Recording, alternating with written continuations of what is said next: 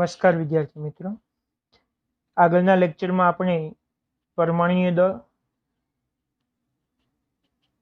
આણ્વીય દળ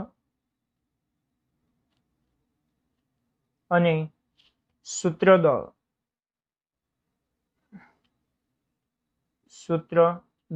આ ત્રણ બાબતો સમજ્યા. પરમાણુય દળ, આણ્વીય દળ અને સૂત્ર દળ, આ ત્રણ બાબતો સમજ્યા. મિત્રો, આ ત્રણ બાબતો સમજાય એટલે આપણે એક સરસ મજાનું ટોપિક સમજવા માટે હવે તૈયાર છીએ, અને ટોપિકનું નામ છે મોલ સંકલ્પના. જ્યારે આપણે એસઆઈ એકમ પદ્ધતિની વાત કરી હતી ત્યારે એસઆઈ એકમ પદ્ધતિમાં 7 એકમો હતા. આ 7 એકમોમાં એક એકમ હતો મોલ. આ મોલને દ્રવ્યનો જથ્થો માપવા માટે વાપરીએ છીએ. દ્રવ્યનો જથ્થો માપવા માટે મોલ એકમનો ઉપયોગ થાય છે. આપણે ત્યારે વાત કરી હતી કે આપણે આના વિશે વધારે વિસ્તૃત ચર્ચા કરવાના છીએ, તો એ હવે સમય આવી ગયો છે. તો હવે ચર્ચા કરીએ મોલ સંકલ્પનાઓ. સૌથી પહેલા તો એ વાત કરીએ કે મોલ સંકલ્પનાની જરૂર શા માટે પડી. કેમ બીજો કોઈ એકમ દળ તો છે જ, કિલોગ્રામ છે, લંબાઈ માટે પણ છે, તો એ બધા આના માટે ચાલે નહીં. મોલ સંકલ્પના લાવી શા માટે પડી? તમને ખબર જ છે કે જ્યારે પરમાણુ અણુની વાત થતી હોય, પરમાણુ કે અણુની વાત થતી હોય, એ ખૂબ જ સૂક્ષ્મ છે. કેવા છે? સૂક્ષ્મ. અને ખૂબ જ સૂક્ષ્મ હોવાને કારણે તેની ગણતરી કરવી એ સરળ નથી, એ અઘરી પડતી જાય છે. ખૂબ જ સૂક્ષ્મ હોવાને કારણે એની ગણતરીઓ મુશ્કેલી થતી જાય છે. એટલે મોલ સંકલ્પના એ બીજું કશું જ નથી પણ એક પ્રકારની ગણતરી જ છે. કેવી ગણતરી? આપણને ખબર છે કે એક ડઝન તો કેટલા નંગ થાય? 12 નંગ થાય, જાણીએ છીએ. એક કોડી, કદાચ આ તમે નહીં જાણતા હો, એક કોડી એટલે 20 નંગ. શરૂઆતમાં વપરાતું હતું, હાલમાં ડઝન શબ્દ સૌથી વપરાય છે. એક કોડી એટલે કેટલા નંગ થાય? કોડી. એક કોડી એટલે 20 નંગ. એક ગ્રોસ એટલે ડઝન નંગ. ડઝન નંગ એટલે ડઝન એટલે 12 અને બીજા ડઝન એટલે 12 12 ગુણ્યા 12 નંગ. 12 ગુણ્યા 12 નંગ એટલે 144 નંગ તરીકે ઓળખવામાં આવે છે. ડઝન નંગ. એક ગ્રોસ એટલે 144 નંગ થાય છે. બસ આવી જ કંઈક વાત પરમાણુ અણુ માટે દર્શાવવી હોય તો એના માટે વપરાય છે મોલ. મોલ શું છે એની વાત કરીએ. સૌથી પહેલા મોલ શબ્દોની વ્યાખ્યા આપીએ. એટલે મોલ શબ્દોની વ્યાખ્યા આપવી હોય તો આપી શકાય કે 12 ગ્રામ કાર્બન. 12 ગ્રામ કાર્બન. કાર્બન કયો? C12 સમસ્થાનિક. 12 ગ્રામ C12 સમસ્થાનિકમાં રહેલા 12 ગ્રામ કાર્બન C12 સમસ્થાનિકમાં રહેલા કાર્બનના પરમાણુના જથ્થાને એક મોલ કહે છે. ખાસ યાદ રાખજો, એક મોલ એટલે શું? 12 ગ્રામ C12 સમસ્થાનિકમાં રહેલા કાર્બનના પરમાણુના જથ્થાને એક મોલ કહેવામાં આવે છે. એટલે C12 સમસ્થાનિકમાં કાર્બનના જેટલા પરમાણુ હોય તો તેને શું કહેવામાં આવે છે? એક મોલ તરીકે ઓળખવામાં આવે છે. મિત્રો, કેટલા હોય તો એ જાણવાનો આપણે પ્રયાસ કરીએ. તો હાલની પદ્ધતિ દ્વારા દ્રવ્ય સ્પેક્ટ્રોમીટર એટલે કે દળ સ્પેક્ટ્રોમીટર, આ સાધન વડે કાર્બન 12ના એક પરમાણુનું દળ, કાર્બન 12ના એક પરમાણુનું દળ જાણી શકાય. એક પરમાણુનું દળ જાણી શકાય. અને દળ છે, યાદ રાખજો, દળ સ્પેક્ટ્રોમીટર નામના સાધન વડે C12ના એક પરમાણુનું દળ જાણી શકાય. અને એનું દળ છે 1.992648 into 10⁻⁻24 ગ્રામ. દળ સ્પેક્ટ્રોમીટર વડે C12ના એક પરમાણુનું દળ જાણી શકાય અને એનું વજન છે આટલું. મિત્રો, હવે એક સિમ્પલ ત્રિરાશિ મૂકીએ. આ ત્રિરાશિ તમે ભૂતકાળમાં મૂકતા હતા એવી ત્રિરાશિ. કેવી? કે C12ના 1.992648 into 10⁻⁻24 ગ્રામ. ત્યારે 24 નહીં આવશે, અહીં 23 છે, મારી મિસ્ટેક થઈ છે. 23 ગ્રામ ત્યારે એક પરમાણુ. આટલું વજન હોય ત્યારે એક પરમાણુ થાય. તો મારી પાસે 12 ગ્રામ વજન હોય તો કેટલા પરમાણુ થાય? તો તમે ત્રિરાશિ મુક્ત ત્યારે કરતા 12 ગુણ્યા 1 છેદમાં હું એમ જ કરું છું.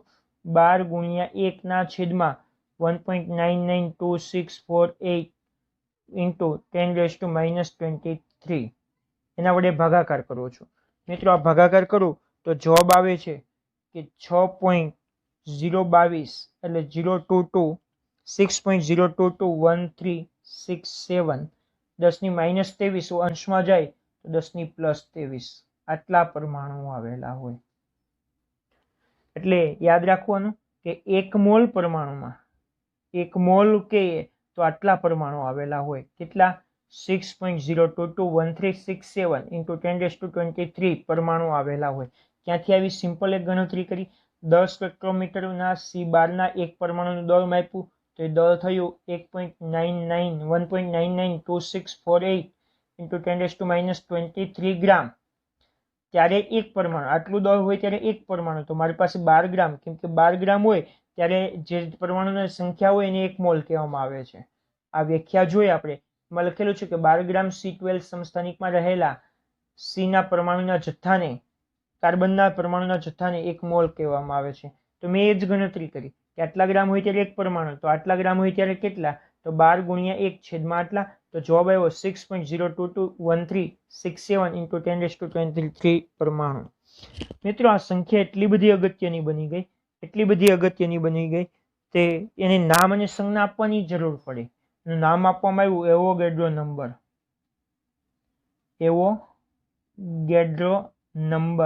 એવોગેડ્રો અંક અથવા નંબર, અને એની સંજ્ઞા છે Na.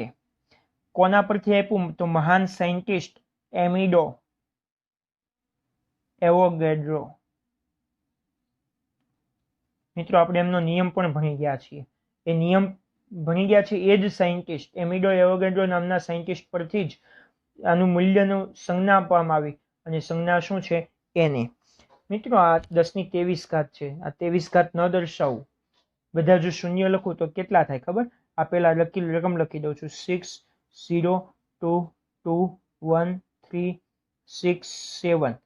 અહીંયા પોઈન્ટ હતો 1 2 3 4 5 6 7 8 9 10 11 12 13 14 15 16 17 18 19 20 21 22 અને 23 આ સંખ્યા થઈ. તમે આને ગણવા બેસો ને તો આખી જિંદગી બેસો ને તો પણ ના ગણી શકો. આ સંખ્યા ખરેખર એટલી મોટી છે કે આખી જિંદગી તમે ગણો, આખી નહીં, આવી 10 તમે જિંદગી લો તો પણ આ સંખ્યાને ગણી શકતા નથી. આ સંખ્યાને ક્યારેય ગણી શકાતી નથી, ક્યારેય નહીં. આ સંખ્યા ક્યાંથી આવીને એ ખબર હોવી જોઈએ તમને. ક્યાંથી આવી? તો આવી રીતે ભાગાકાર કર્યો ને એટલે આપણને ખબર મળી કે આટલા પરમાણુ હોય છે, પણ આ સંખ્યાને ક્યારેય ગણી શકાતી નથી. એટલે આ મૂલ્ય યાદ રાખજો. આ પાછળના આંકડા ભૂલી જાવ તો યાદ ચાલશે, પણ આટલા યાદ રાખવાના છે. 6.022 ઇન્ટુ 10⁻24. ઓકે, એટલે Na નું મૂલ્ય યાદ રાખવાનું છે. શું છે Na નું મૂલ્ય? Na બરાબર 6.022 ઇન્ટુ 10⁻23 પરમાણુ. પરમાણુ અત્યારે નથી લખતો, કારણ કે એક બીજી વસ્તુ મારે તમને સમજાવવી છે. ખાસ ધ્યાન રાખજો. જો હું એમ વાત કરું કે 1 મોલ પરમાણુ આવું લખું તો એનો અર્થ શું થાય? તો એનો અર્થ એવો થાય કે એમાં 6.022 ગુણ્યા 10⁻23 પરમાણુ આવેલા છે.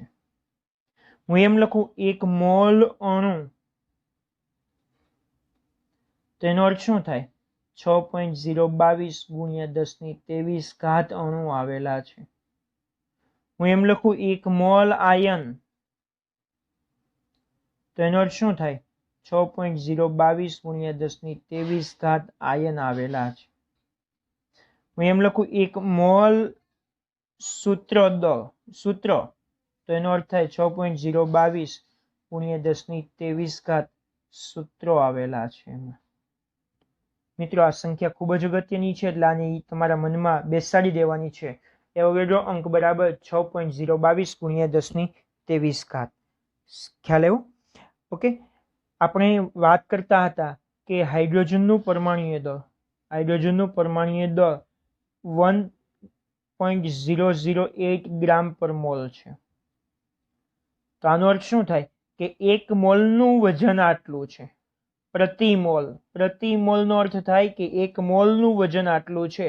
1 મોલનું વજન એટલે આટલા અણુ થાય ત્યારે એનું વજન આટલું થાય.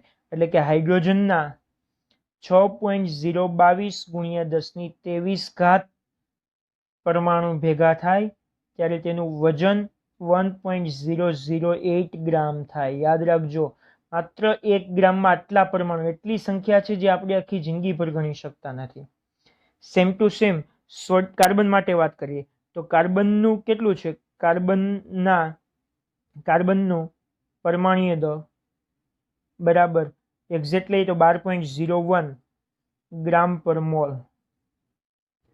12.01 ગ્રામ પર મોલ. તેનો અર્થ શું થાય કે કાર્બનના 6.022 ગુણ્યા 1023 પરમાણુ હોય તો એનું વજન કેટલું થાય? 12.01 ગ્રામ. કોલસાનું 12 ગ્રામ વજન થાય ને ત્યારે એમાં આટલા અણુઓ હોય મિત્રો. છે ને અગત્યનું, મસ્ત મજાની વસ્તુ છે. આપણે વાત કરતા હતા આણ્વીય દળ ગણી ગયા. આણ્વીય દળમાં શું વાત કરી હતી આપણે? H2O નું લઈએ. H2O નું આણ્વીય દળ કેટલું લાવ્યા હતા? 18 ગ્રામ પ્રતિ મોલ. આવું લાવેલા હતા, યાદ છે ને? 18 ગ્રામ પ્રતિ મોલ. એનો અર્થ શું થાય કે એના 18 ગ્રામ હોય, 18 ગ્રામ હોય ત્યારે 1 મોલ થાય. એનો અર્થ એવો થાય કે H2O ના 6.022 ગુણ્યા 1023 અણુ હોય ત્યારે તેનું વજન 18 ગ્રામ થાય. ઓકે, એટલે આ ખૂબ જ અગત્યની વાત છે અને ખૂબ જ સમજવી જરૂરી છે. ત્યારબાદ સમજીએ નવો ટોપિક છે અને એ છે બંધારણીય ટકાવારી. આ પણ એવો જ સરળ છે, ગણતરીવાળો, જેથી આપણને વધારે મજા આવશે. બંધારણીય ટકાવારી મિત્રો, અત્યાર સુધી આપણે જે જોયું ને એ સંખ્યાના સંદર્ભમાં જોયું. સંખ્યાની રમત હતી. ક્યારેક કોઈ પણ સંયોજનમાં ઊંડા ઉતરીએ તો આપણે એની ટકાવાર પ્રમાણ પણ જાણવું જરૂરી હોય. ટકાવાર પ્રમાણ જાણવું જરૂરી હોય. શા માટે? કેટલીક શુદ્ધતાની તપાસણી કરવી હોય તો ટકાવાર પ્રમાણ પરથી ખબર પડે. શુદ્ધતાની તપાસણી. સિમ્પલ ઉદાહરણ લો. તમે ગોલ્ડ પહેરો અને 91.6% શુદ્ધ છે. 91.6% તે શુદ્ધ છે અને બાકીનું 8.4 ટકાવારી તેમાં અશુદ્ધિ ઉમેરેલી છે. આવું હોય તો આપણે એને 22 કેરેટ સોનું કહીએ છીએ. કેટલું કહીએ છીએ? 22 કેરેટ સોનું. હવે હું તમને કોઈ એક સોનાનો નમૂનો આપી દઉં, તમે આની શુદ્ધતાની ચકાસણી કરો અને શુદ્ધતાની ચકાસણી જો આટલી જ મળે, એટલે કે કેટલી? 91.6% શુદ્ધ અને 8.4% અશુદ્ધિ મળે, તો તમે એમ કહી શકો કે આ સોનું આપેલું છે 22 કેરેટ સોનું છે. જો તમને 100% શુદ્ધિ મળે તો એમ કહી શકો કે 24 કેરેટ શુદ્ધ છે. ખ્યાલ આવે છે? એટલે કે શુદ્ધતાની તપાસણી માટે ટકાવારી ખૂબ જ જરૂરી છે. અને ટકાવારી સમજવા માટે એના માટે એક સૂત્ર જોઈએ, અને સૂત્ર કઈ રીતે બન્યું છે ખાસ ધ્યાન રાખજો. 10માના આધાર ઉપર હું એક ત્રિરાશિ મૂકું છું કે આણ્વીય દળ જેટલું દળ, આણ્વીય દળ જેટલું દળ તો 100% શુદ્ધ, એટલે કે 100% હોય. આણ્વીય દળ જેટલું દળ હોય તો 100% શુદ્ધ. પરંતુ તત્વના દળ હોય તો તત્વનું દળ હોય ત્યારે કેટલા ટકા શુદ્ધ? આણ્વીય દળ જેટલું હોય, એટલે કે માનો કે 100 ગ્રામ કોઈ નમૂનો લીધો અને એમાં માનો કે સોનું જ વાત કરીએ તો સોનું હોય એમાં 100% નીકળે છે, એટલે કે બધું એ જ નીકળે તો 100%. આણ્વીય દળ જેટલું જ દળ છે તો 100% છે. પણ તત્વનો દળ હોય તો કેટલા ટકા? તો શું થાય ગણતરી? આ ત્રિરાશિ મુક્તા આવડે છે, ટકાવારી શોધવાની છે. તો ટકાવારી બરાબર કોની આવશે? તત્વની ટકાવારી. તત્વની ટકાવારી બરાબર અંશમાં જશે. આ શું જશે? તત્વનું દળ છેદમાં આણ્વીય દળ ગુણ્યા 100%. ટકામાં જવાબ આવશે. મિત્રો, આ સૂત્ર યાદ રાખજો. કોઈ પણ તત્વની ટકાવારી શોધવી હોય તો મેં એક સિમ્પલ ત્રિરાશિ મૂકી કે આણ્વીય દળ જેટલું દળ તો 100% અને તત્વના દળ જેટલું હોય તો કેટલા ટકા? તો તત્વની ટકાવારી બરાબર તત્વનું દળ છેદમાં આણ્વીય દળ ગુણ્યા 100%. ઉદાહરણ દ્વારા સમજીએ તો ખબર પડે આપણને. ધારો કે નહીં, સાચું જ H2O નું આણ્વીય દળ H2 નું આણ્વીય દળ કેટલું છે? એક્ઝેક્ટ 18.02 ગ્રામ પર મોલ છે. હવે મોલ સંકલ્પના ખબર પડી ગઈ છે. 18.02 ગ્રામ પ્રતિ મોલ છે. હવે મારે હાઇડ્રોજનનું ટકાવાર પ્રમાણ શોધવું છે. કોનું શોધવું છે? હાઇડ્રોજનનું ટકાવાર પ્રમાણ. તો હાઇડ્રોજનનું ટકાવાર પ્રમાણ પહેલા ઓક્સિજનનું શોધી કાઢીએ. પહેલા કોનું શોધી કાઢીએ? ઓક્સિજનનું. તો ઓક્સિજનનું ટકાવાર પ્રમાણ બરાબર તત્વનું દળ. ઓક્સિજનનું તત્વનું દળ કેટલું થાય? ઓક્સિજનનું પરમાણુય દળ કેટલું થાય? તો આપણને ખબર છે ઓક્સિજનનું પરમાણુય દળ કેટલું છે? 16. આણ્વીય દળ H2 નું આણ્વીય દળ કેટલું છે? તત્વનું દળ એટલે 16. તત્વનું દળ એટલે પરમાણુય દળ. ઓકે. અને આણ્વીય દળ કેટલું છે H2 નું? 18.02 ગુણ્યા 100%.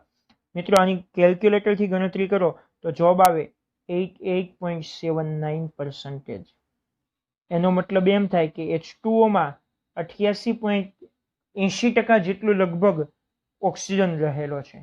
88.80% જેટલો લગભગ શું રહેલો છે? ઓક્સિજન. ચાલો હવે હાઇડ્રોજનની વાત કરીએ. તો હાઇડ્રોજનનું ટકાવાર પ્રમાણ બરાબર ચાલો તત્વનું દળ એટલે હાઇડ્રોજનનું દળ કેટલું થાય? 1 ના છેદમાં 18.02 ગુણ્યા 100%. મિત્રો, આ તમે ગણતરી કરશો એટલે 6 પોઈન્ટ સમથિંગ આવશે. પણ હું આખી ગણતરી કહી દઉં છું. H અહીંયા જો આપણે એક જ લીધો છે પણ H2 માં H કેટલા છે? 2. તો અહીંયા અંશમાં 2 વડે ગુણાકાર કરવાનો એટલે 2 ગુણ્યા 1 ના છેદમાં તો આનો જવાબ આવશે 11.18%. એનો મતલબ એવો થાય 11.18%. એનો મતલબ એવો થાય કે H2O માં 88.79% ઓક્સિજન છે અને 11.18% શું છે? હાઇડ્રોજન છે. એટલે આ સૂત્ર યાદ રાખવાનું છે. ફરી પાછું અહીંયા લખું છું. થોડોક રંગરૂપ આપીને થોડુંક યાદ રહે એવી રીતે શું લખું છું? તત્વની ટકાવારી બરાબર તત્વનું પરમાણુય દળ ના છેદમાં અહીંયા તત્વનું દળ લખેલું હતું, અહીંયા પરમાણુય દળ લખ્યું છેદમાં આણ્વીય દળ ગુણ્યા 100. સાથે હું એક સંખ્યા લખી દઉં છું અહીંયા સ્મોલ n. n એટલે જે પરમાણુ હોય એટલે એની સંખ્યા વડે ગુણવાના. એક બીજું ઉદાહરણ જોઈએ એટલે વધારે ખ્યાલ આવે. તમને એમ પ્રશ્ન પૂછે કે ઇથેનોલમાં રહેલ દરેક તત્વનું ટકાવાર પ્રમાણ શોધો. રકમ આટલી જ આપેલી છે. ઇથેનોલમાં રહેલા દરેક તત્વોનું ટકાવાર પ્રમાણ શોધો. ટકાવાર પ્રમાણ શોધવું તો આટલી વસ્તુ ખબર હોવી જોઈએ. પરમાણુની સંખ્યા ગુણ્યા તત્વનું પરમાણુ દળ છે આણ્વીય દળ ગુણ્યા 100. એટલે સૌથી પહેલા તો આપણે આણ્વીય દળ ખબર હોય. ઇથેનોલનું સૂત્ર શું થાય? તો ઇથેનોલનું સૂત્ર ઇથેનોલનું સૂત્ર છે C2H5OH. ઇથેનોલનું સૂત્ર શું છે? C2H5OH. એટલે સૌથી પહેલા આણ્વીય દળ શોધીએ એટલે કે C2H5OH નું આણ્વીય દળ બરાબર ચાલો 2 ગુણ્યા કાર્બનનું પરમાણુય દળ વત્તા 5 અહીંયા 5 અને 1 એટલે 6 ગુણ્યા હાઇડ્રોજનનું પરમાણુય દળ વત્તા ઓક્સિજનનું પરમાણુય દળ. ઓક્સિજન તો એક જ છે. ચાલો 2 ગુણ્યા કાર્બનનું 12 વત્તા 6 ગુણ્યા હાઇડ્રોજનનું 1 અને ઓક્સિજનનું 16. 12 દુની 24 વત્તા 6 એકા 6 વત્તા 16. 24 ને 6 30, 30 ને 10 40 ને 6 46 ગ્રામ પ્રતિ મોલ. કેટલું થશે? 46 ગ્રામ પ્રતિ મોલ. જો આ એક્ઝેક્ટ લઉં એટલે કે કાર્બનનું 12.01 લઉં, હાઇડ્રોજન 1.008 લઉં, ઓક્સિજનનું તો 16 જ છે. જો એક્ઝેક્ટ લઉં તો આ જવાબ લગભગ આવશે 46 0.68 ગ્રામ પ્રતિ મોલ. ઓકે, ચાલો હવે ટકાવાર પ્રમાણ શોધીએ. સૌથી પહેલા કોને શોધીશું? કાર્બનનું. કાર્બનનું ટકાવાર પ્રમાણ બરાબર, ચાલો n કેટલા છે? કાર્બન કેટલા છે આમાં? 2, તો 2 ગુણ્યા તત્વનું પરમાણુ દળ. કાર્બનનું એક્ઝેક્ટ છે 12.01 છેદમાં 46.068 ગુણ્યા 100. ચાલો આ ગણતરી કરો કેલ્ક્યુલેટરની મદદથી. જુઓ તમારી ગણતરી શું આવે છે. તમારો જવાબ આવવો જોઈએ 52.14%. કેટલો આવવો જોઈએ? 52.14%. એટલે કાર્બનનું ટકાવાર પ્રમાણ 52.14% છે. ત્યારબાદ હાઇડ્રોજનની વાત કરીએ. હાઇડ્રોજનનું ટકાવાર પ્રમાણ બરાબર, હાઇડ્રોજન કેટલા છે? જો સૂત્ર n એટલે હાઇડ્રોજનની સંખ્યા. હાઇડ્રોજન 6 છે, એટલે કે 6 ગુણ્યા હાઇડ્રોજન પરમાણુ દળ કેટલું છે?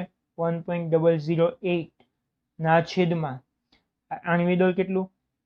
46.068 ગુણ્યા 100. આ ગણતરી કરો એટલે તમારો જવાબ આવવો જોઈએ 13.13%. આ ગણતરી કેલ્ક્યુલેટર મારીને એકવાર જાતે ચેક કરજો તો તમને વધારે સમજૂતી મળશે. છેલ્લું બચ્યું ઓક્સિજનનું ટકાવાર પ્રમાણ બરાબર. ઓક્સિજન કેટલા છે? અહીંયા એક જ છે એટલે કંઈ નહીં. એનો આણ્વિક દળ એટલે કે પરમાણુ દળ કેટલું? 16 ના છેદમાં 46.068. ચાલો ગણતરી કરો. વિડીયો પુશ કરું છું થોડી વાર.